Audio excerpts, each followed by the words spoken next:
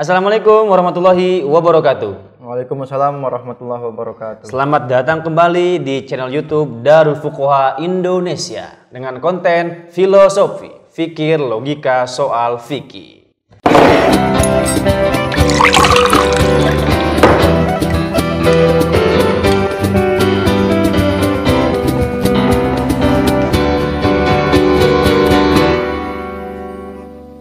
Tentunya dalam konten kali ini kita selalu membahas mengenai fikih. Dan pada kali ini kita akan bahas mengenai sujud dengan pemateri kita yaitu Ustadz Ahmad Solahuddin.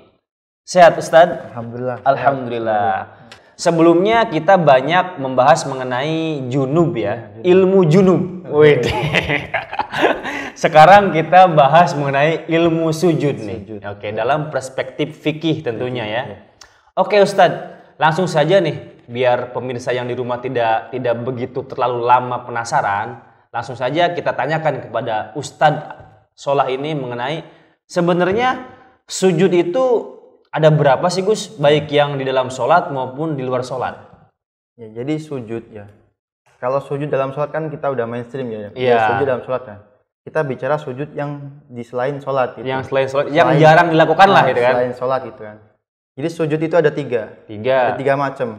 Yang pertama namanya sujud sahwi, terus sujud tilawah, sujud syukur. Sujud syukur, ya. Oke. Dari tiga itu ada beberapa perbedaan. Perbedaannya. Ada perbedaannya.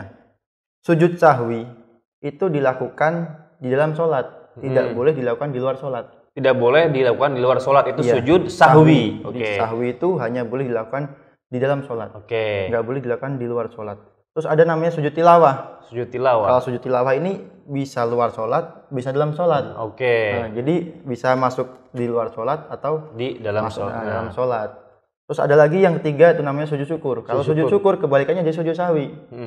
Sujud syukur itu malah justru haram ketika dilakukan di dalam sholat. Berarti harus Nggak di luar boleh, sholat harus ya? di luar sholat. Oke. Ya, seperti itu. Itulah macam-macam sujud Macam ya. sujud. Oke, pemirsa yang di rumah tentunya pengen dong membahas lebih lanjut masing-masing dari sujud tersebut nih. Oke, kita mulai dari sujud sahwi. Nah, Gus, sebenarnya sujud sahwi itu kan biasanya kan kita mengenal sujud yang dilakukan saat kita lupa dalam gerakan sholat ya. Karena sahwi sendiri itu maknanya kan lupa. Oh, pengertian sahwi itu sendiri adalah lupa ya. Oke. Itu lupa, makanya biasanya dipahami bahwa sujud sahwi itu dilakukan ketika kita lupa melakukan apa? Rukun atau gimana gitu. Oke. Nah, sebagian sholat yang lupa. Sekarang yang ingin saya tanyakan adalah kapan sih kita harus melakukan sujud sahwi itu? Ya. Sujud sahwi dilakukan itu ada empat penyebabnya. Penyebabnya. Ada 4 sebab yang menuntut kita untuk disunahkan sujud sahwi. Yang pertama adalah tarkul ab'ad, meninggalkan atau tidak melakukan sunnah ab'ad. Oke, sunnah ab'ad itu sunnah itu seperti halnya kunut, oke. tasyahud awal atau sholawat alal ali, alal ali Muhammad, keluarga Muhammad dalam tasyahud akhir. Iya. Itu ketika tidak melakukan hal itu, tiga itu maka disunahkan untuk sujud sahwi. Oke. Itu yang pertama, penyebab yang pertama atau tuntutan yang menyebabkan kita sunnah untuk melakukan sujud sahwi. Terus yang kedua, itu ada namanya naqlu ruknin qauliyin fi ghairi mahallihi. Memindah rukun qauli atau rukun yang berupa ucapan, rukun salat yang berupa ucapan seperti Fatihah, terus tasyahud akhir, terus salam, itu kita pindah pada selain tempatnya. Itu juga kita disunahkan untuk sujud sahwi. Seperti itu. Oke. Nah, yang menarik ini adalah itu sujud sahwi itu dilakukan selesai sholat atau dalam sholat? Dalam sholat. Jadi pendapat yang kuat itu mengatakan sebelum salam kita disunahkan untuk melakukan sujud sahwi. Sujud sahwi. Oke. Itu ada lagi Pak. Jadi belum selesai tadi. Belum selesai. Itu baru dua ya. Sebab terjadinya sujud sahwi ini ya. Iya, ada 4. Tadi pertama kan tarkul ab'ad, meninggalkan sunnah ab'ad. Terus yang kedua tadi naqlu ruknin qauliyin, memindah rukun ucapan, rukun sholat yang berupa ucapan. Terus ada yang nomor 3 itu fi'lu ma yubtilu amduhu, melakukan perkara yang mana ketika kita melakukannya secara sadar maka bisa membatalkan sholat. Jadi ketika kita melakukannya secara tidak sadar atau lupa, dalam keadaan lupa, maka disunahkan sujud sahwi. Seperti halnya misal kita makan nih. Sholat kan nggak boleh makan kan? Iya. Kalau makan batal. Kalau makan sedikit batal. Tapi kalau kita lupa tidak apa-apa, nggak batal, nggak sampai batal, tapi disunahkan untuk sujud sahwi. Seperti itu. Oke. Itu fi'lu ma yubtilu amduhu, ketika melakukannya secara sadar maka batal. Nah, ketika dilakukan secara tidak sadar atau lupa, maka tidak batal, tapi disunahkan untuk sujud sahwi. Yang keempat itu adalah iko ruknin fi'liyin ma'ahtimali ziyadatin. Melakukan rukun fi'liyah atau rukun yang berupa pekerjaan, tapi ada keraguan di dalamnya. Ini lebih apa enggak gitu. Contohnya seperti ini. Contohnya semisal saya sholat nih, tapi saya ragu. Ini saya pada posisi rakaat keberapa? 2 atau 3 atau 3 atau 4 itu seperti itu kan. Maka bagi saya ketika seperti itu ada keraguan seperti itu, maka hukumnya wajib bagi saya untuk akhdhu bil yakin, untuk mengambil yang paling yakin, yaitu yang paling sedikit tentunya kan, yang paling sedikit. Maka setelah saya ambil yang paling sedikit, misal 2 atau 3, saya ambil yang 2. Setelah itu nanti di akhir sebelum salam saya disunahkan untuk sujud sahwi. Ya, jadi ada 4 ya. Enggak, berarti yang keempat itu tidak perlu menambah rakaat ya, cukup sujud sahwi aja. Enggak, jadi kan gini. Oke. Kita ragu. Ini di rakaat keberapa? 2 atau 3? Maka wajib untuk akhdhu bil yakin. Mengambil yang paling yakin, dan yakin kan pasti antara 2 dan 3. Yang ragu kan 3 pasti kan. Yang 2 udah dilakuin, udah yakin tuh. Maka harus ambil yang 3, ambil yang 2. Dan kita berarti nambah yang 3 yang sama yang 4. Tetap sholat ya. Tetap lanjutkan nanti setelah sebelum salam disunahkan untuk sujud sahwi. Seperti itu. Oke. Berarti sebab-sebab yang menyebabkan kita harus melakukan sujud sahwi itu yang pertama itu adalah tarkul ab'ad, meninggalkan sunnah ab'ad. Sunnah ab'ad. Yang kedua, naqlu ruknin qauliyin ila ghairi mahalli, memindah rukun qauli atau rukun yang berupa ucapan kepada selain tempatnya. Fatihah kan harusnya saat berdiri. Dia pas tasyahud karena ngantuk mungkin ya, karena ngantuk terus tasyahud bacanya Fatihah. Itu seperti itu disunahkan untuk sujud sahwi. Itu seperti yang ketiga. Yang ketiga itu fi'lu ma yubtilu amduhu. Melakukan perkara yang ketika dilakukan secara sadar itu membatalkan sholat, tapi dilakukannya secara lupa. Seperti itu. Terus yang terakhir tuh? Yang terakhir tadi iko ruknin fi'liyin ma'ahtimali ziyadatin. Melakukan rukun fi'li yang berupa pekerjaan, tapi ada kemungkinan tambah. Seperti ada itu. Keraguan. Iya, ada keraguan seperti itu. Oke, kalau tadi kan kita berbicara mengenai sebab-sebab terjadinya sujud sahwi lah yang menyebabkan kita harus melakukan sujud sahwi. Nah, sekarang Gus, dan perlu diingatkan juga sujud sahwi itu dilakukan sebelum salam ya. Sebelum salam. Kemudian sujud sahwi baru salam. Nah, sekarang nih sering terjadi nih Gus. Kadang misal nih kan ya, contoh kasus ada imam nih, ada imam terus kemudian imamnya itu lupa. Entah itu lupanya tidak kunut lah atau lupa salah satu rukun lah gitu kan. Nah, si makmum ini kan otomatis kan mengingatkan tuh. Iya, benar. Nah, subhanallah, ada yang tepuk tangan. Sunnah, Jika ketika misal imam itu lupa misal nggak kunut gitu kan. Habis setelah ruku, i'tidal itu langsung sujud, misal nggak kunut dulu, itu maka disunahkan bagi makmum untuk mengingatkan. Yang laki-laki itu dengan cara tasbih atau membaca subhanallah. Yang perempuan dengan cara tasfik atau tepuk tangan. Itu berapa kali itu? Apanya? Subhanallahnya atau tepuk tangannya? Apa tepuk tangan salam pramuka enggak? Atau gimana? Tata caranya gimana? Enggak, tata caranya untuk yang subhanallah. Nah, ini penting ya, ini penting. Makanya banyak orang yang salah kaprah di sini. Jadi untuk tambihul imam atau mengingatkan imam ketika dia lupa, kan yang laki-laki dengan cara tasbih ya, membaca subhanallah. Bener kita disunahkan untuk mengingatkan. Tapi dalam prakteknya itu justru tidak boleh ada namanya qasdu tambih atau ada tujuan untuk mengingatkan. Kalau seperti itu malah justru batal. Jadi batal kita Jadi batal. Jadi ketika kita mengucapkan subhanallah untuk mengingatkan imam, itu harus ada namanya qasdu dzikri. Jadi tujuan kita mengucapkan subhanallah itu justru zikir. Niatnya zikir. Kalau niatnya mengingatkan imam, maka justru sholat kita batal. Dan itu berlaku pula pada takbir intikal. Takbir intikal itu misal kita kan mau ruku kan takbir Allahu Akbar. Habis i'tidal sami Allahu liman hamidah, Allahu Akbar, seperti itu kan. Disunahkan takbir intikal. Lah takbir intikal ketika niatnya itu untuk memberitahu imam, memberitahu makmum, maka batal juga. Batal juga. Maka jadi takbir intikal, terus tasbih untuk membaca subhanallah untuk mengingatkan imam yang lupa, itu harus dengan adanya qasdu dzikri. Adanya tujuan zikir, bukan tujuan mengingatkan, seperti itu. Karena yang namanya sholat itu termasuk mubtilatus sholat, perkara yang membatalkan sholat adalah kalam, berbicara gitu kan. Nah, sedangkan ketika kita ada qasdu, ada tujuan untuk mengingatkan, berarti itu termasuk berbicara yang bisa membatalkan sholat. Seperti itu. Ada timbal balik lah gitu kan. Oke, menarik nih Gus. Berarti bisa dikatakan ya, saya pernah juga ada kasus nih saat sholat di salah satu masjid itu kan, itu yang jamaahnya itu yang mengingatkan imamnya itu berlebihan. Subhanallah gitu kan. Sebenarnya nggak apa-apa, kalaupun berlebihan lebih dari 2 kali, misalnya lebih dari nggak apa-apa. Tapi nah itu yang jadi permasalahan di situ tadi.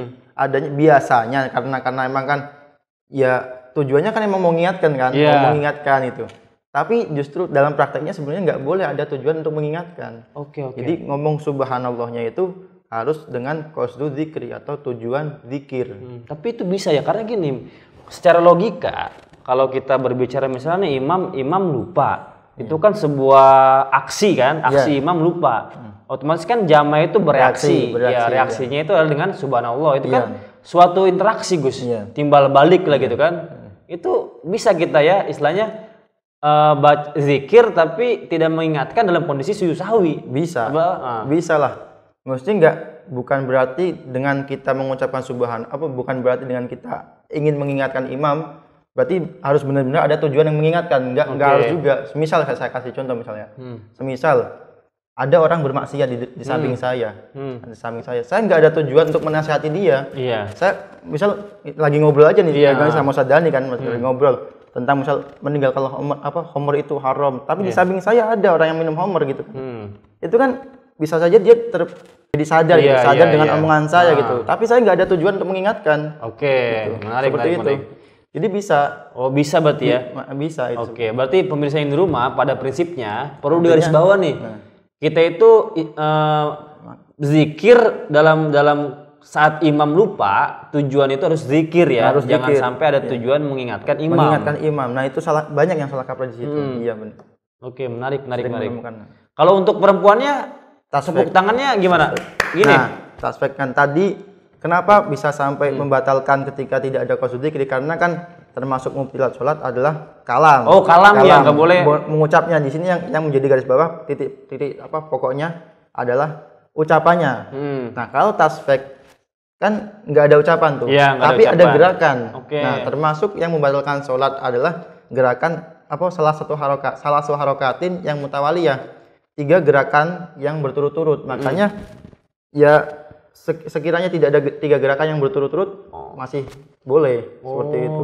Ya. Berarti kalau jadi gerakannya tuh cukup gini aja. Iya, mungkin seperti ini mungkin. Iya, kalau gini malah nggak boleh ya? Nggak boleh. Oke, menarik. Jadi tepuknya dengan batnul kafi. Yang satu itu bagian dalam telapak tangan, yang satunya punggung. Bukan seperti ini, enggak. Punggung tak ketemu dalam telapak tangan. Jadi menarik. Nah, ini pun juga penting. Sekarang saya jadi paham. Ternyata maksud qasdu tanbih itu tidak boleh ada tujuan untuk mengingatkan itu, karena dalam sholat itu tidak boleh mengucapkan kalam. Ucapan yang yasluhu li khitabil adami, yang pantas, yang patut untuk diucapkan pada anak Adam atau manusia gitu. Dan kemudian untuk masalah perempuan tepuk tangan itu ada tata caranya gini ya. Nah, itu bisa dicek itu. Kalau gini udah pasti lebih dari 3. Dan itu malah membatalkan sholat. Menarik. Oke Gus, itu untuk sujud sahwi ini ya. Nah, yang kedua ini ada yang namanya sujud tilawah. Iya kan, sujud tilawah itu sebenarnya apa sih Gus? Sujud tilawah adalah sujud yang disunahkan ketika kita membaca ayat sajdah. Ayat sajdah. Itu ada beberapa Al-Quran tuh ada ayat sajdah ya. Ada hadisnya ada di Amr bin As itu 15. Tapi yang saya temukan di kitab-kitab 14. Tapi kalau pemirsa yang di rumah mungkin cukup lihat Al-Quran, biasanya ada tanda di samping itu, di samping itu ada tulisan sajdah itu seperti itu. Maka itu berarti ayat sajadah. Dan Oke. kita sunnah sujud tilawah. Dan itu dilakukan di dalam maupun di luar sholat. Iya, gitu benar. Di dalam itu sebenarnya ada ini nggak sih Gus? Hikmah tersendiri nggak sih dalam melakukan sujud sajadah? Gini ya. Jadi terkadang saya sering menemukan orang itu Males lah gitu ya. ya jadi gini. Dia tahu bahwa ketika ada ayat sajadah itu sunnah untuk sujud tilawah, tapi pernah kan saya tanya itu beberapa orang gitu kan, saya tanya beberapa orang itu tahu nggak sujud tilawah? Tahu. Pernah ngelakuin nggak? Nggak pernah katanya. Nggak pernah ngelakuin. Nah, padahal sujud tilawah itu menurut saya sangat penting. Bahkan Imam Hanafi pun mewajibkan sujud tilawah. Bahkan ada salah satu ulama. Ada ulama yang mazhab mewajibkan. itu ya. Iya. Ada ulama yang mewajibkan. Jadi Imam Hanafi itu mewajibkan sujud tilawah. Seperti itu. Dan bahkan hikmahnya jadi ada satu hadis dari Imam Muslim yang berbunyi kurang lebih seperti ini. Idza qara'a ibnu Adam as-sajdata fasajada i'tazala syaitanu yabki. Jika ada ibnu Adam atau manusia seorang manusia terus sedang membaca Al-Qur'an terus menemukan ayat sajadah kemudian dia sujud, itu setan-setan langsung i'tazala, langsung menyendiri gitu, galau, mojok gitu kan. Langsung mojok, yabki. Mereka nangis. Nangis karena menyesal. Mereka nangis. Yakulu, jadi nangis mereka mengucapkan seperti ini. Ya wailati, celaka saya. Umira ibnu Adama bisujudi falahul jannah. Jadi anak Adam diperintahkan untuk sujud. Jadi ayat sajadah itu kebanyakan itu tentang memerintahkan sujud, terus mencela orang-orang yang nggak sujud. Kayak di surat Al-Iqra tuh kan. Wasjud waqtarib kan ada wasjud, sujudlah kalian, sujudlah kamu, waqtarib dan mendekatlah. Dia ada perintah sujud. Terus ada anak Adam membaca ayat sajadah, kok dia sujud, falahul jannah. Kata setan seperti itu. Wa umirtu bisujudi fa'asaitu falinnar. Kata setan seperti kan ketika mojok nangis ngomong seperti itu. Saya disuruh untuk sujud, saya nggak mau, kata setan. Maka bagi saya neraka gitu. Oh, kayak seolah-olah ada penyesalan dalam diri setan. Iya, kan gini, kilas balik dulu ya. Iya, sejarah. Sebenarnya kan setan udah menjadi penghuni surga lebih dulu dari kita. Iya, lebih dulu dari kita kan, setan, malaikat kan. Bahkan setan itu setara sama malaikat gitu kan. Kenapa setan sampai keluar dari surga, sampai diturunkan ke bumi dan dilaknat ya, ar-rajim kan? Itu karena nggak mau sujud. Cuma karena tidak mau sujud. Nah, gitu loh. Karena nggak mau sujud. Nah, sekarang masa iya sih? Padahal kan sujud tilawah itu cuma sekali dan gampang, itu praktiknya gampang. Masa ada ayat wasjud waqtarib, Allah perintah sujud, kita nggak mau sujud gitu loh. Iya. Walaupun sebenarnya hukumnya sunnah gitu kan, sunnah, tapi masa iya sih gitu. Iya. Setan aja nih, setan diperintah Allah untuk sujud, dia nggak mau langsung. Terus kita diperintah Allah nggak mau sujud. Oke.